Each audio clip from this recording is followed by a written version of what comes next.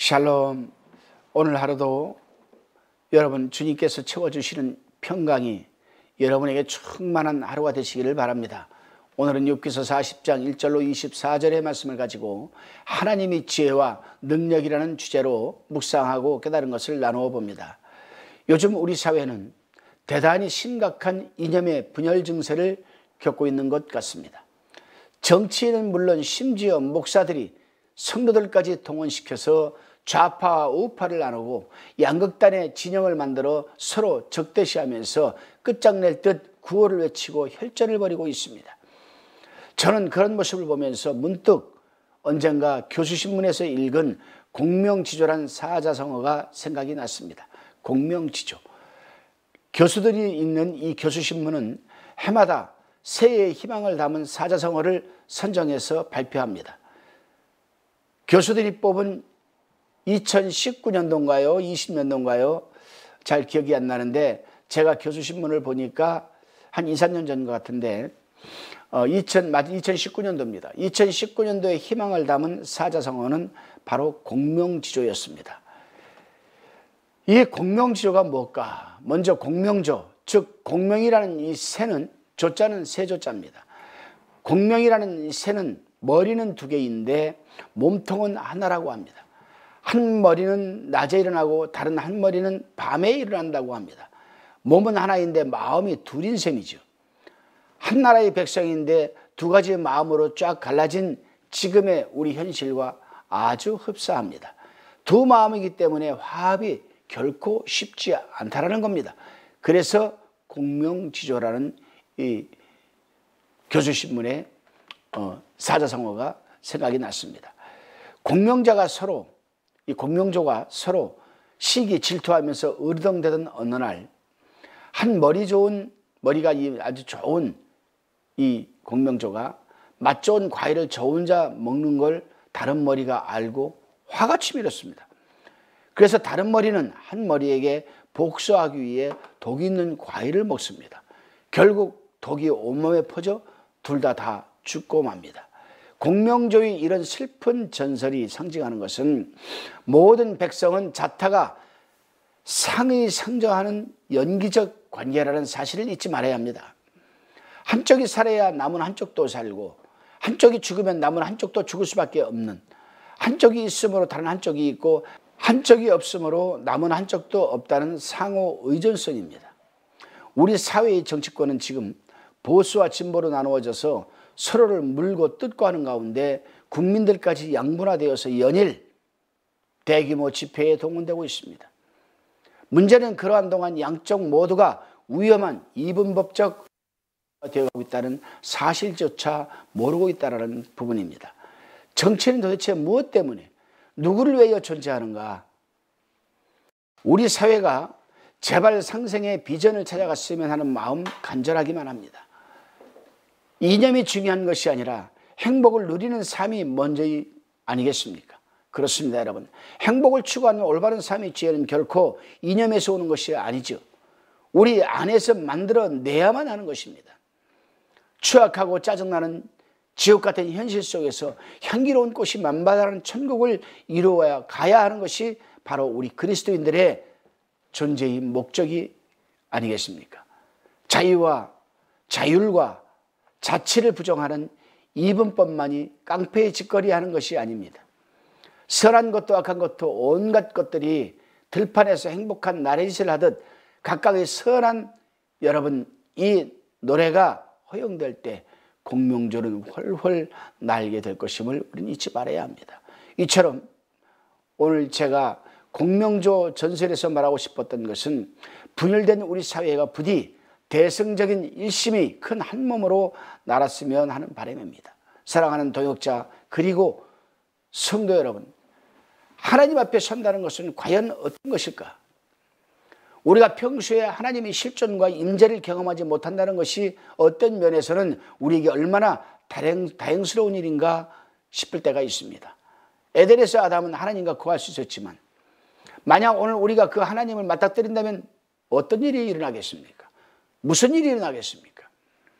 본문 4절에 보게 되면은 나는 미쳐나오니 무엇이라 주께 대답하리이까 손으로 내 입을 가릴 뿐이로소이다 라고 기록하고 있습니다. 이 말씀은 우리가 하나님을 만났을 때의 모습을 짐작케 하는 말씀이기도 합니다. 본문 이제 1절로 14절까지 된 묵상과 깨달음의 나눔입니다. 하나님과 욥 사이에 두 번째 대화가 지금 진행되고 있습니다. 하나님께서는 아직도 회개하지 않고 있는 욥을 책망하고 계십니다. 이 책망은 욥을 불러 허리를 묶게 하고 하나님과 동등한 관계 속에 두어서 욥이 스스로 의롭다고 하면서 하나님을 불의하다고 한 점과 욥이 이 통치력이나 능력이 얼마나 왜소한지를 스스로 깨닫게 하려고 하는 하나님의 심정입니다. 그렇습니다, 여러분. 하나님의 사람들이 허물을 드러내는 중에 하나가 자신이 남들보다 의롭게 신앙생활을 하고 있다고 스스로 착각하고 있다는 부분입니다. 또한 때로는 하나님의 응답과 개입이 늦어지거나 때로는 아예 응답이 없다고 하여 하나님에게 불평 불만을 하면서 하나님은 안 계신다고 하는 불신자들보다도 더한 죄를 범하고 있는 겁니다. 그러나 하나님의 주권과 섭리 속에는 하나님이 개입하시는 때 카이로스가 있는 것입니다. 다시금 본문 15절로 24절까지에 대한 묵상과 깨달음의 나눔입니다. 하나님께서는 이 욥의 교만과 모독력을 깨우치기 위해서 하마에 대해서 하마의 생태와 힘, 하마의 식성, 하마의 이 평화로운 기질을 지금 욥에게 말씀하고 있습니다. 하마는 소처럼 풀을 먹지만 소가 당해낼 수 없는 엄청난 힘을 소유하고 있다고 지금 말하고 있습니다. 저는 하마가 풀을 먹는다고 해서 깜짝 놀랐습니다. 또 평소에 하마는 뭘 먹고 살까? 악어처럼 잡식일까? 근데 하마는 풀을 먹고 삽니다. 또한 풀을 먹는 이 들짐승들이 노는 산까지 먹이를 찾으러 갈 수 있는 하마는 수륙 양서의 본성을 지닌 특이한 짐승으로 하나님의 창조하신 모든 짐승들 중에 으뜸이라고 합니다. 하나님께서는 하마와 당신과의 관계, 하마와 인간과의 비교를 말씀하시면서 욥을 지금 깨우치고 있습니다. 동물들 중에 으뜸으로 물속과 물 밖에서 활보할 수 있는 하마일지라도 하나님의 피조물일 수밖에 없음을 강조하시면서 욥의 위치를, 욥의 본분을 다시 한번 확인시켜 줍니다. 그리고 하나님이 형상을 입고 있는 인간을 하마와 비교함으로써 인간의 나약성과 연약성에 대해서 말씀하고 계십니다. 특히 인간은 피조물을 다스릴 특권, 창세기 1장 28절을 보면은 피조물을 다스릴 수 있는 특권을 하나님은 인간에게 부여하셨습니다. 그렇지만 하나님의 돌보심이 없다면 도저히 하마를 어찌할 수 없는 그런 존재인 우리 인간은 어떤 의미에서 보면 하마보다 연약하고 나약하며 무능한 존재라는 사실을 일깨워 줍니다. 그렇습니다, 여러분. 세상에 있는 모든 삼라만상의 피조물을 하나님께서는 인간에게 다스리라고 부여하셨습니다. 그럼에도 우리는 좀 험악하게 생긴 어떤 도사견이나 세파드 같은 것이 다가오면 우리는 무서워서 피해버리고 맙니다. 왜 그렇습니까, 여러분? 그것은 바로 하나님과의 관계성에서 우리가 멀어져 있기 때문에 그렇다라고 저는 생각이 듭니다. 그렇습니다. 어떤 상황에서도 하마의 의연하고 느긋한 속성은 이 욥뿐만이 아니라 우리 또한 반드시 본받아야 하는 성품입니다. 하나님 앞에서 인내하며 하나님께서 자신을 성하게 인도할 것이라는 믿음을 가지지 못한 욥은 만물의 영장이라는 칭호를 부끄럽게 만드는 것이라 할 수 있습니다. 그렇습니다. 욥과 같은 하나님의 백성인 우리 또한 하나님의 인도하심에 인내할 수 없다면 하마보다 못한 위치에 우리는 처하고 말 것입니다. 그러기에 사도 바울이 말하는 하나님을 사랑하는 자 곧 그 뜻대로 부르심을 입은 자들에게는 모든 것이 합력하여 선을 이루어가느니라라고 로마서 8장 28절에서 말하고 있습니다.